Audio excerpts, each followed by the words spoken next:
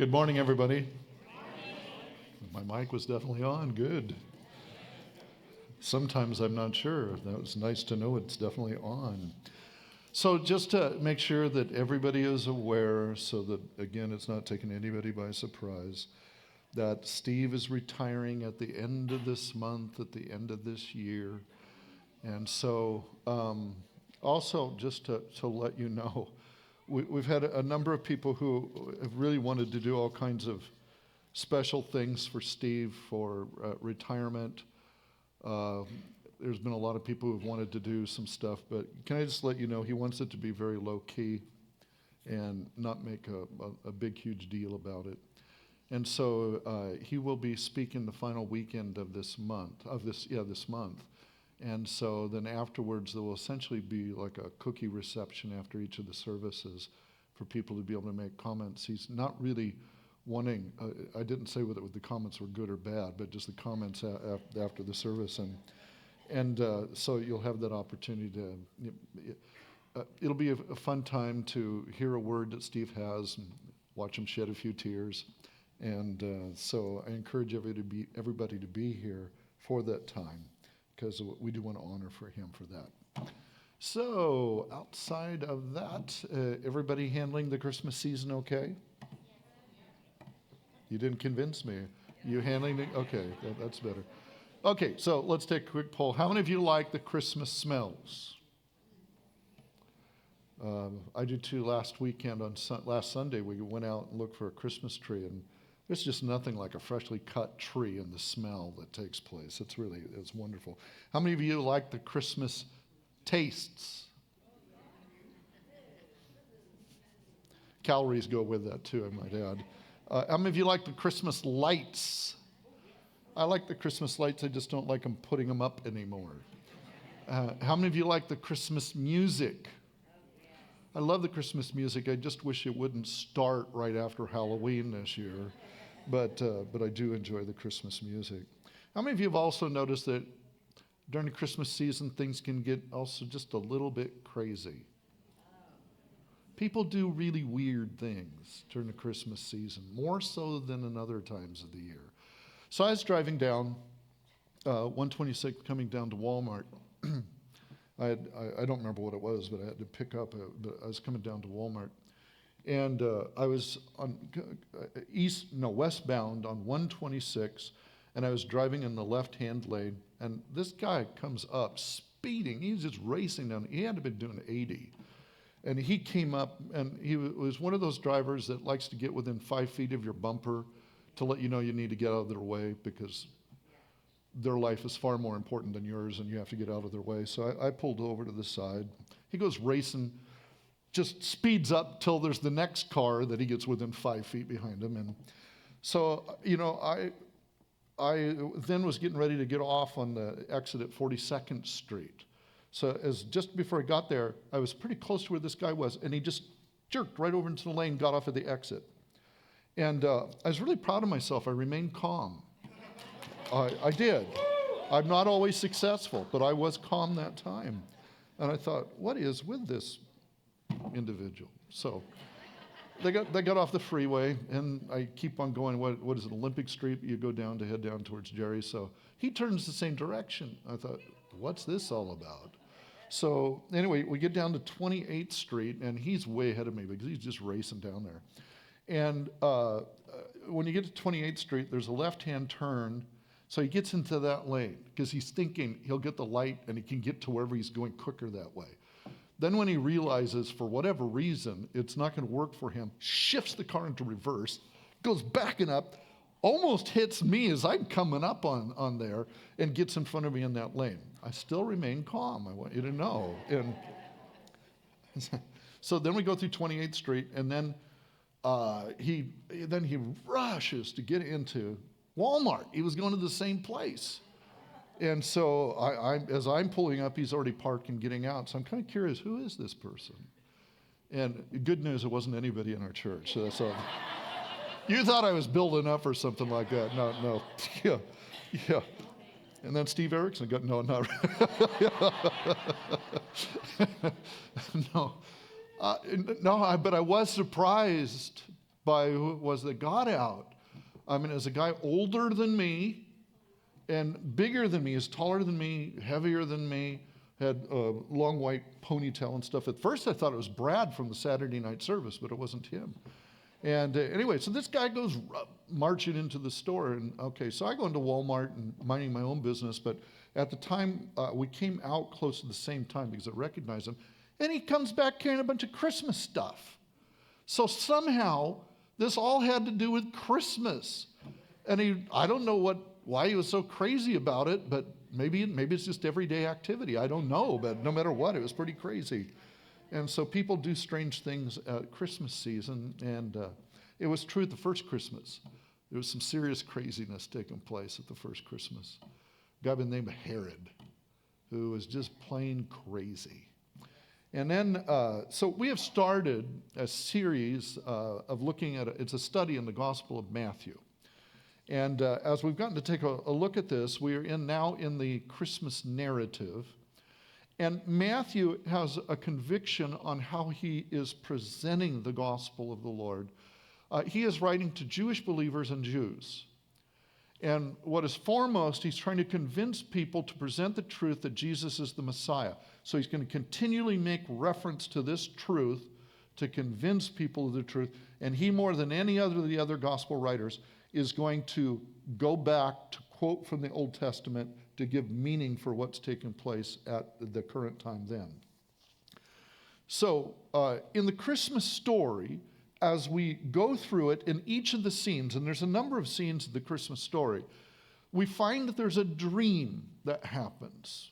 And this dream, you don't see it in the other Gospels. It's just in Matthew you get to know the significance of these dreams that take place. Last week we got to see that Joseph, who is betrothed to Mary, when he finds out that she's pregnant, of course he thinks that she's been messing around on him. And so he plans to divorce her because of betrothal in the Jewish wedding or Jewish wedding process, that with a betrothal you had to get a divorce. So that's what he planned to do. And that was going to happen up till the dream happened. And the dream, an angel spoke to him and said, this child is a result of the work of the Holy Spirit. Take Mary home, be married to her. When the child is born, give him the name Jesus, and he will save his people from their sins.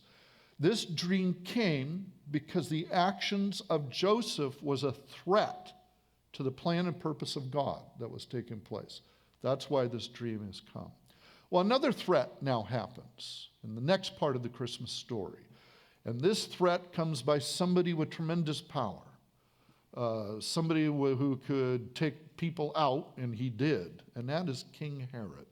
So we're going to focus in on another scene. Let's pray as we get into it. Lord, thank you for your goodness, your mercies. Thank you for your word. Thank you for the season that we're in. But Lord, I pray that as we turn to the word, help us all to be attentive to what your Spirit would be saying.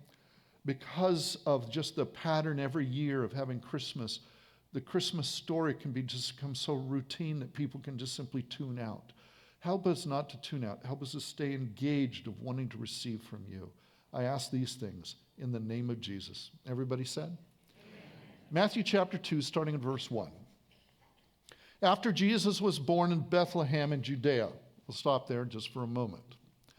So this is letting us know that after Jesus was born, so we don't have the manger scene that takes place in Matthew's story. That's in Luke's. But we don't get to see the manger scene. This is after that. Some have suggested it could be several months after the manger scene. I don't know how much time, but we are not looking really at the manger scene when this takes place. Says that Jesus was born in Bethlehem in Judea. This is incredibly important because they were in Nazareth, which is where Joseph and Mary were living. There is no explanation here why they're in Bethlehem. The explanation comes from the Gospel of Luke, who lets us know there was this Roman decree that went out for a census to be taken, and everybody was supposed to go back to their root family home. Matthew's letting us know that they go back to Bethlehem because of Joseph's direct lineage and link to King David. And David, when you first meet him, he's in the town of Bethlehem, the village of Bethlehem. So that's why Joseph and Mary have been there, and it was during that time that Jesus was born. So let's see, any other comments on there? Oh, the other thing about that is Jewish understanding was that the Messiah would be born in Bethlehem. They understood that. It was believed by them. And you will actually see that in this story. So we pick up the action, continue on. During the time of King Herod. Now let's talk about Herod for a sec. So Herod was not a Jew. He was actually Idumean. And he was put in power by the Roman Senate. They voted for him to become ruler in this area back in about 40 BC. And it took a few years for him to get that position, and it took place in 37 BC. And then he would die in 4 BC. That means he was in power for about 33, 34 years. During that time, he accomplished some great things. He was an amazing builder. So he built very fancy places.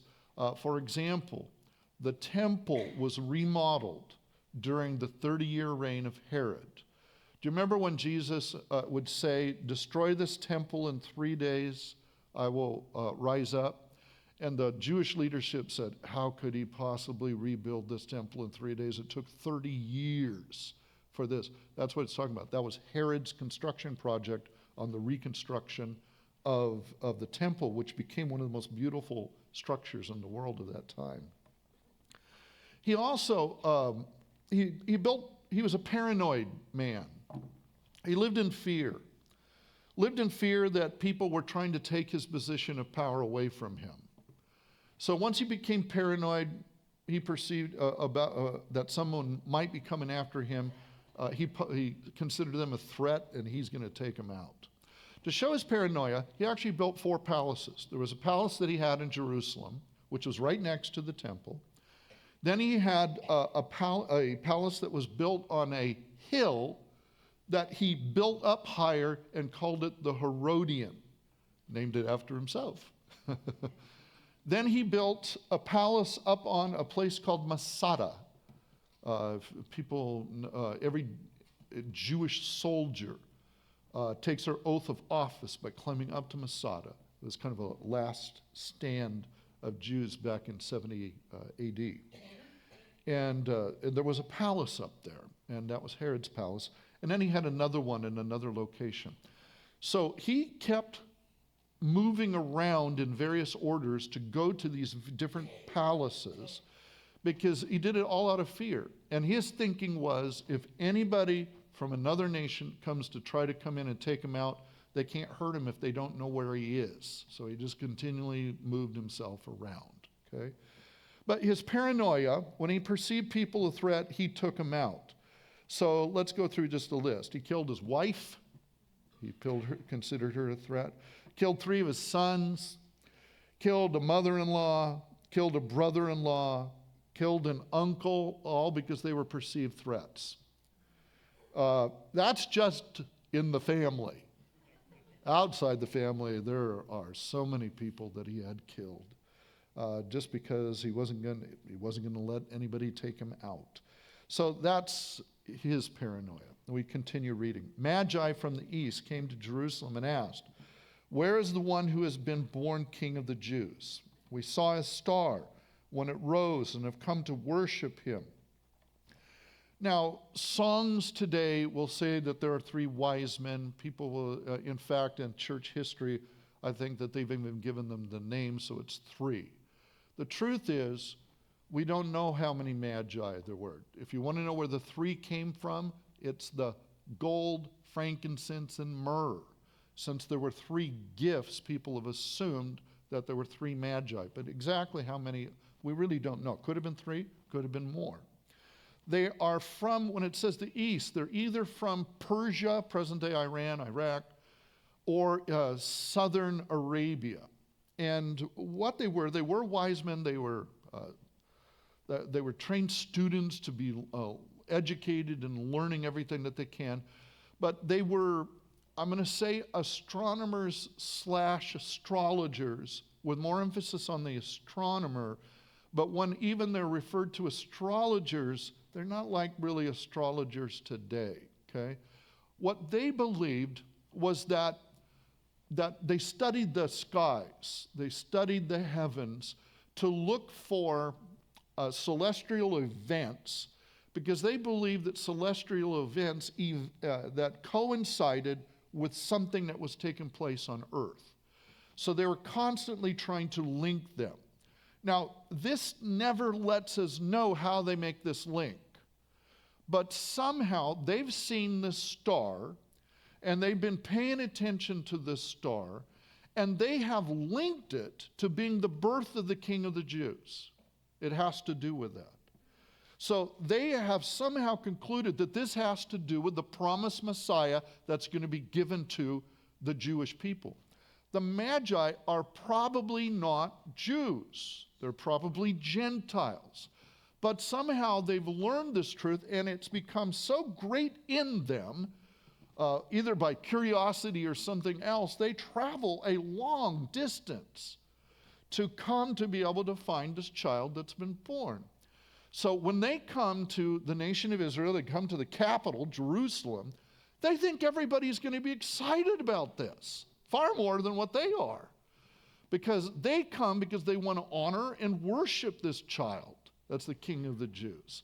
But what they find is something different. So we pick up the action, verse 3. When King Herod heard this, he was disturbed, and all Jerusalem with him.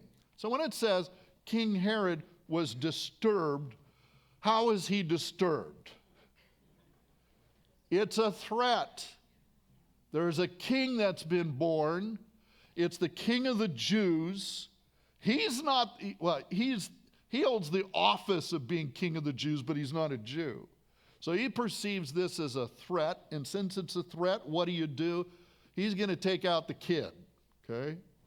So that's where he comes from. The rest of Jerusalem, they're being disturbed, probably has to do not a connection with Herod, but it's the news. They're not used to seeing Magi coming into their city. They're not used to that. They're not used to them saying, where's the King of the Jews born? And they start talking about, what? What's this? You know, when the Messiah's been born? That's why they're disturbed in what's taking place. So Herod needs some info. He needs to know what's the location of this child? Where is it supposed to be born? So we read, continuing, when he had called together all the people's chief priests, I like that. It's a little subtle thing here. He doesn't call them his chief priests. He calls it the people's chief priest and teachers of the law. He asked them where the Messiah was to be born. So notice he knows the King of the Jews is the Messiah.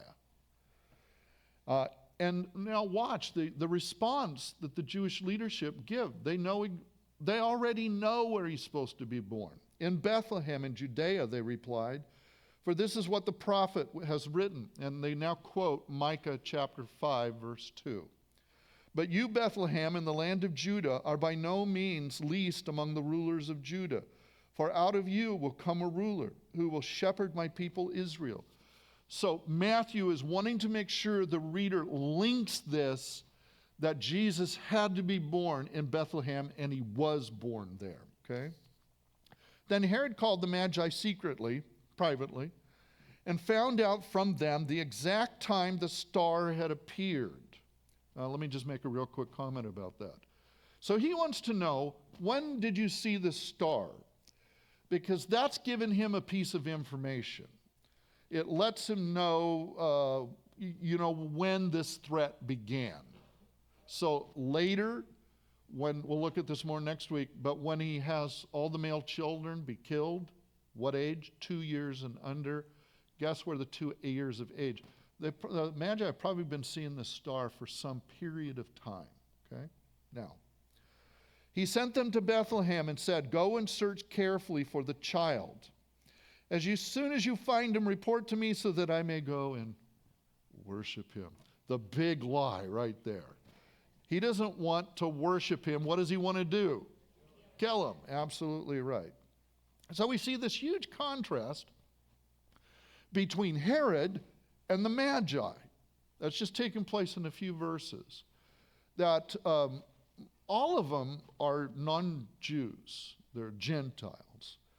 But one set is more godly than the other. So let me show you some of the contrast that as we just take a look at these scriptures. I'll put Herod here, the Magi here. Herod is filled with fear, paranoia, and craziness. The Magi are searching for signs and searching for truth and wisdom and searching for the child.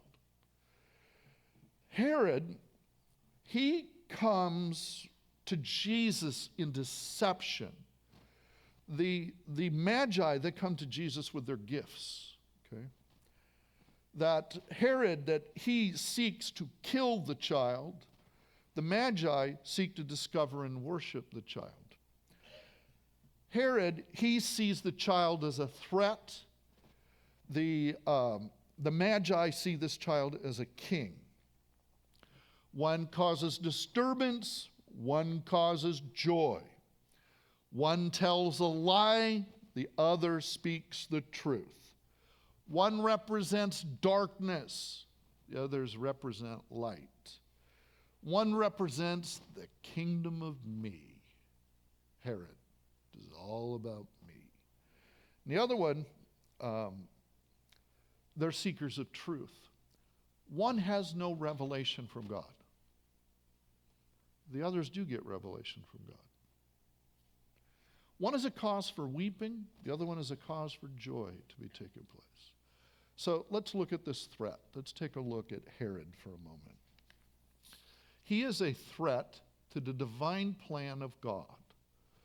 God's plan is that through this child, which is God becoming human, that this child would come and show mankind, people, what it was meant, how we were meant to live before God by how he lived his life. And that this child was going to give his life to save people from their sins. So Herod's actions of wanting to kill this child is a threat to the plan of God and to the life of this child. So God is going to have to intervene to be able to protect this situation. And so I want you to know that as crazy as Herod is, he's not the real threat. The real threat is if we can look into the spiritual dimension and to see it was really Satan who perceived this whole thing as a threat. He just found a really easy pawn, a very easy tool to be able to use. It was very easy to influence a man filled with paranoia and fear to try to accomplish your purposes, and that's what was taking place here, that the enemy was just simply trying to work through this man Herod. So you and I, too, who are people of God, there are plans, there are purposes that God wants to fulfill in our lives. He has a plan for each of us, the things that he wants us to do, a purpose of getting to do things with him. If you don't believe that, then what's like Ephesians chapter 2, verse 10, if we could pull that up. That's what this verse says. So read it together with me. Ready? Go. For we are God's handiwork, created in Christ Jesus to do good works, which God prepared in advance for us to do. So turn to the next person, just simply say, God has things for you to do.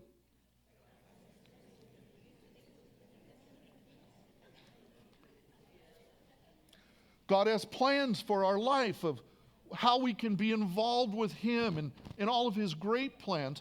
And the enemy will always perceive those plans as a threat. Whether it's taking place through the Christ child or it's taking place through you.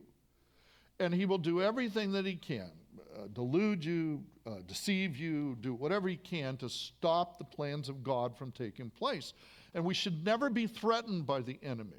We should be wise about him, but we should never be threatened by him. How should we respond? Well, I'm going to suggest, I think that the Magi's response is really good. So we continue in the story. After they had heard the king, they went on their way. I like that statement. And the star they had seen when it rose went ahead of them until it stopped over the place where the child was. When they saw the star, they were overjoyed. On coming to the house, they saw the child with his mother Mary, and they bowed down and worshipped him. Then they opened their treasures and presented him with gifts of gold, frankincense, and myrrh. So how do the Magi respond? They respond by just continuing what they were doing. That's one thing I really like.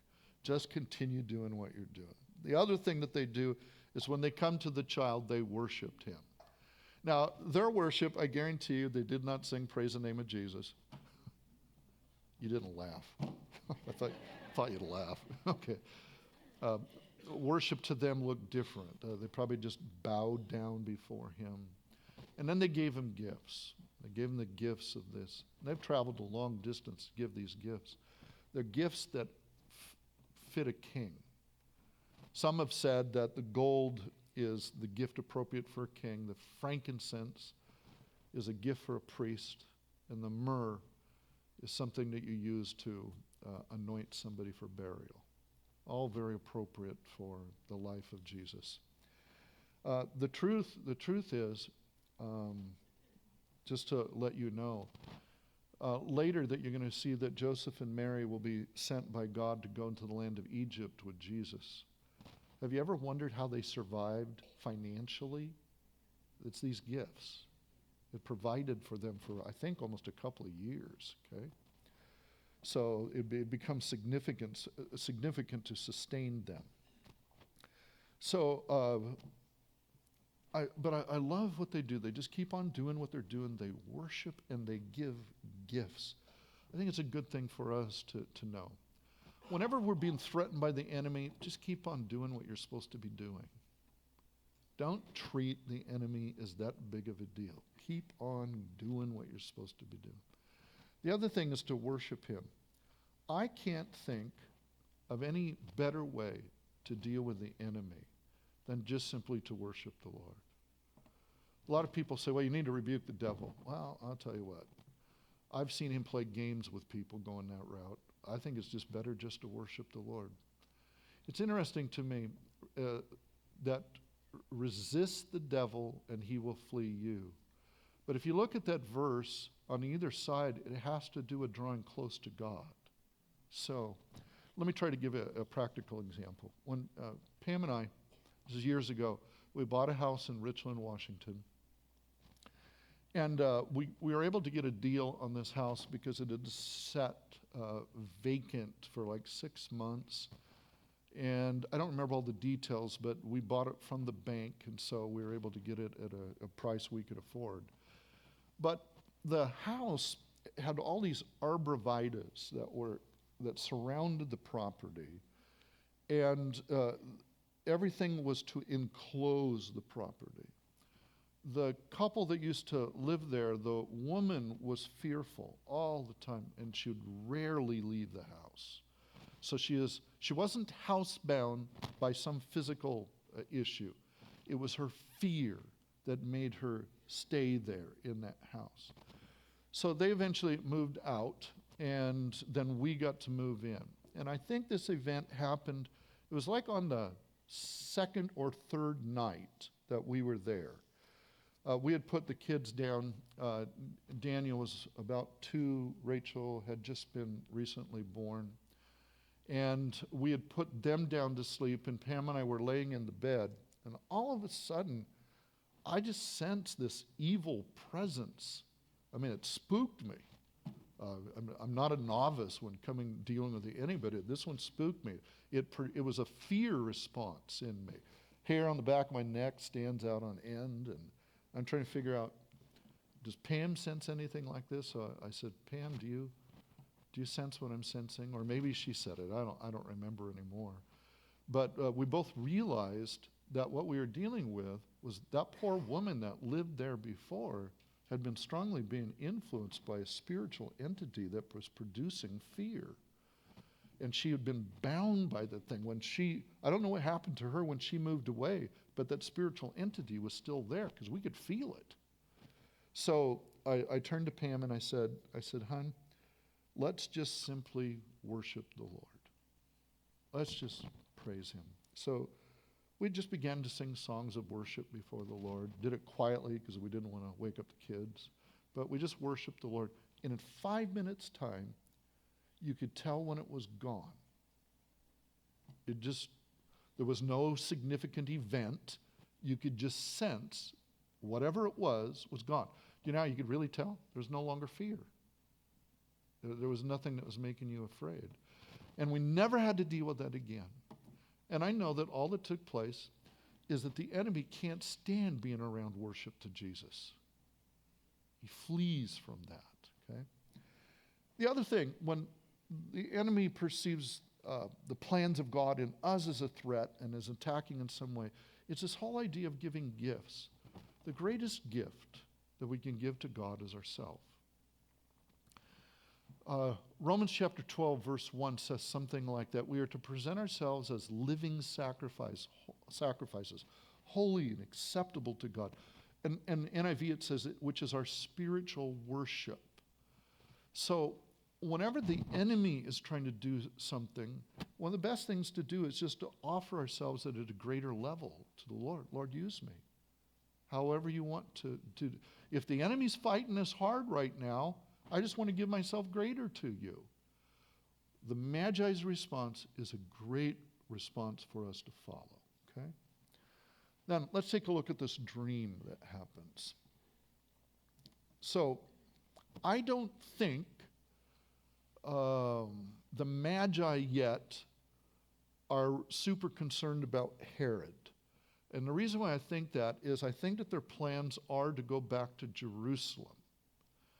Now, the reason why I think that is because the dream comes. There would have been no need for the dream if they weren't going to go back to Jerusalem. But since they are going back to Jerusalem, this dream takes place. So verse 12. And having been warned in a dream not to go back to Herod, they returned to their country by another route. So this dream somehow communicates to them. I don't know if it's to one or if it's to all of them. I don't know how it worked. But it tells them, don't go back to Herod. So they don't, and it says to go another way. So they choose an alternate route to go back home. Well, when Herod finds out about this, he's going to be super ticked, okay? But I want you to see that the reason why the dream came is because there was this threat to the plans of God. And so this dream comes to be able to communicate the Magi to do something so it protects the plan of God. It protects the life of this child. Please see, it protects the lives of Joseph and Mary. And also notice, it protects the lives of the Magi. Imagine if they had gone back to Jerusalem and they had said to them, hey, we have found the Christ. We found the King. We have worshiped him. We've given great gifts towards him. Off with their heads. Herod would have taken them out.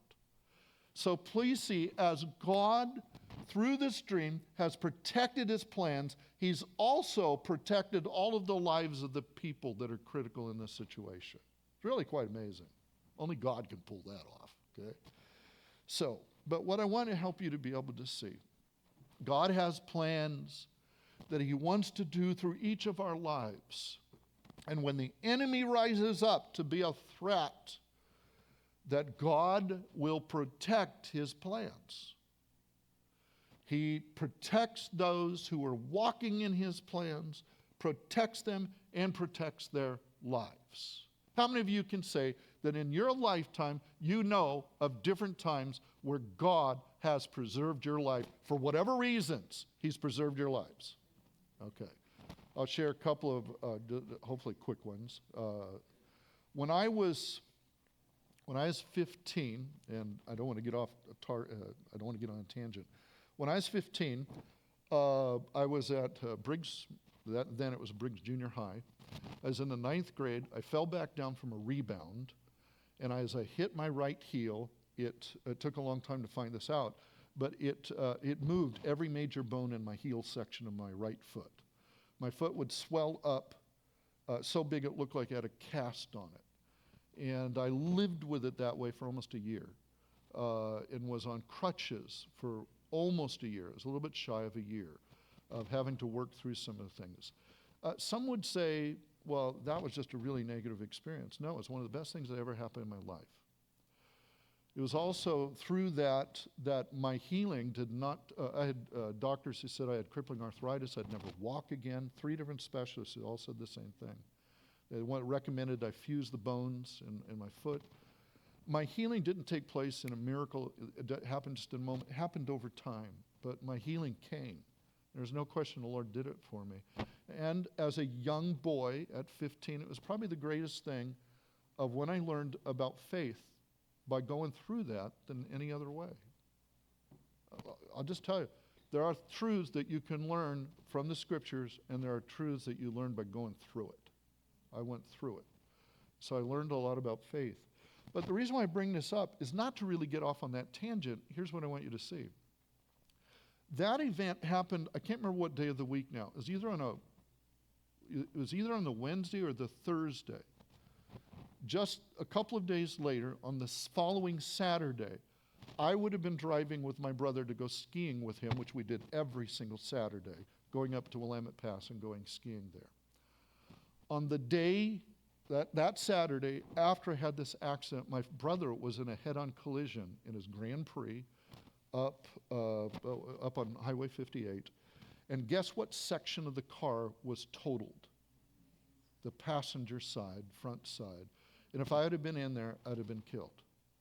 Now, it doesn't matter to me what you think.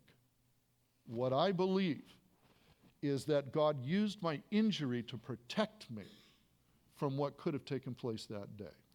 Why? Because I'm some unique, special person? Well, you know what? In his eyes, I am. Just like you are. Just like you are. We all are. We're special in his eyes. But I would assume it's because of plans that he was protecting his plans on how that happened. I later, in high school, was involved in a car accident, which I could have easily been killed. My life was preserved then. Why? God's protection, his plans taking place. Now, all of it, and I want to emphasize this because it's so important to remember God protects his plans and protects his people in those plans. Because all of us have lived life long enough, even as Christians, where events take place where you question that truth and you become cynical towards that truth, okay? But you can't come away from believing that. There are lots of things that happen in life I don't understand. I can conjecture, could think of, guess why it happens, but I don't know. What I need to stay true to is believing what this story clearly communicates. God protects his plans and protects the people in the midst of those plans. For example, I don't know why my pastor wound up dying in a plane crash years ago. I just know it took place. The natural thing for everybody to say is, why didn't God protect him? I don't know that answer. I still know he still protects us. I have learned that if you, and I'm not saying this to be an explanation for everything, because we want simplistic answers, and there's not simplistic answers. But I will say this, if you get your life out from the plan of God, then you get your life out of his protection. Hence why we always want to be close to him. So we're trying to line up with what he is saying. But I want you to see that's the central truth here to see. God protects his plans, not only of his son and what he was doing through Christ, he does the same thing for us. Now I want to show you one more thing and then we'll be able to be done. There's one more dream that's happened in this story. But it's not the dream that you get at nighttime. It's the dreams that get written in your heart. What I'm now going to share is totally conjecture on my part. So I'm going to be up front. I cannot prove this from the Bible, but I think you'll see it's a reasonable conjecture. I've been around, how many of you recognize that God works in believers' lives and he works in unbelievers' lives. Long before you ever came to Christ, God was working in your life, long before you even became tuned to it. In fact, Psalm suggests that God has saved us far more than what we're even aware of, okay? But God is constantly working in people. So we don't get to see everything that's taken place in Herod's life. We do get to see a little bit more of what's taken place in the Magi's life. Now think for a moment. These guys were able to link this event in the sky to it taking place of it having to do with the King of the Jews. I suggest that somehow God has revealed this to them. Some way he's been involved. And then watch this. He's written it in their hearts, put a dream in their hearts. And you can see the passion that they have to fulfill the dream. What's the dream? They want to go to this child, this king. They want to honor him. Where did that come from? People just don't naturally have a passion to do something like that. You don't see people doing that today. Have you ever heard of somebody like traveling from the East Coast to come out to the West Coast, unless you're family, but to come out to see the birth of some child that's been taking place? This is a special event, and God has put something in their heart, a dream that he's put there, and they've got to do it. They travel a huge distance. They think it's so significant. Look at the trade routes that they take. There's all kinds of thefts, thieves, and stuff that are out there. They're taking riches with them as they're going. I also suggest they're supernaturally protected. That they go this long distance because God has put it in their heart to come to see this child. They've got to see this child, and then they get to see him, and they worship him. And they fulfill the dream that God has put in their hearts. I think that's the only thing that explains to me why they would be willing to travel this great distance and why they would come to see this child. Now, no matter what, even if that's not true, God still loves to write dreams in our hearts. Every one of us. A dream of something he wants to do and partner with him. I so believe this to be true. You see, I think that God has something for each of us to partner with him and accomplish. You might see it small, you might see it big, it doesn't matter. But it's something he wants to write in our hearts to accomplish with him. For me, it was to become a pastor. It wasn't originally there. When I was a kid, being a pastor was the last thing on this planet I wanted to be, mainly because of my fear of public speaking. Secondly, because my father was close to all the pastors that we had, and I knew how people talk behind the pastors' backs. I didn't want to experience that either. So I just didn't want to become a pastor. And then my heart was changed when I was 18. That's when I got a call. In fact, it was after that car wreck that I said I'd had was in. That was what set me on a direction to wanting to become a pastor. But I want you to know, it took 10 years between the time I was 18 to the time I was a licensed pastor to start pastoring a church was 10 years. There was a lot that went in between that time. Now, here's my point. It takes time for the dreams that God puts us in our heart to be accomplished. And there's so many things that are going to try to rob you of that dream. And it's very easy to give up on the dream because the heartaches and the setbacks that take place. But you can't give up on the dream that he puts there. You keep on going for it. Keep on going for it. Lord, I know you want to do this. I trust you to do it. And you keep just believing him for it.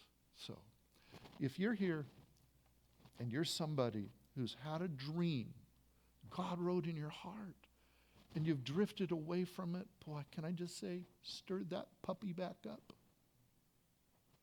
Say, God, I'm coming back to it. Didn't plan to say this, but I will. I watched this take place with my daughter. There was a dream in her heart. I don't know if that's the best way to say it, but I remember when she was 5, she wanted to be a doctor, just to go into medicine.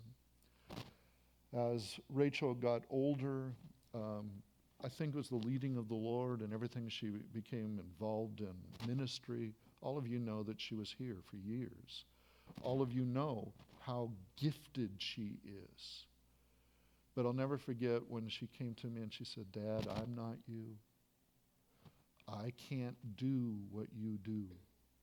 And what she was meaning was that she can't be a pastor like me.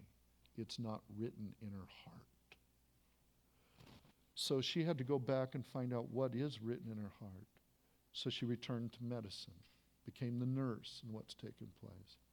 She'll always be involved for the rest of her life. She can never run away from this.